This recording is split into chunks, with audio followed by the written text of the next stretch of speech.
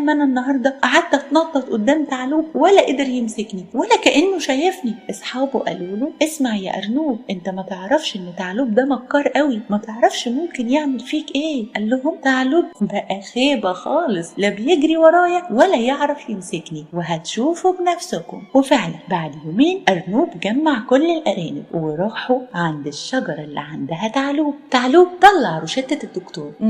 النهارده ايه؟ بص كده، الجمعه الدكتور قال انام وامشي وانط والعب، ولما اتعب هاكل ارنب. تعلوب راح نايم شويه، وبعد كده قال لما اقوم بقى اتمشى واتنطط والعب شويه. وهو بيتنطط وبيتمشى وبيلعب مين اللي جه؟ الارنب. فضل قدامه يتنطط. تعلوب انا هنا، انت مش شايفني؟ ايه ده، انت ما بقتش تحب الارانب ولا ايه؟ انت ما بتجريش ورايا ليه؟ ويقول لاصحابه شفتوا انا عملت في تعلوب ايه؟ ما بقاش يقدر يلمسني. تعلوب بينفذ تعليمات الدكتور، يتنطط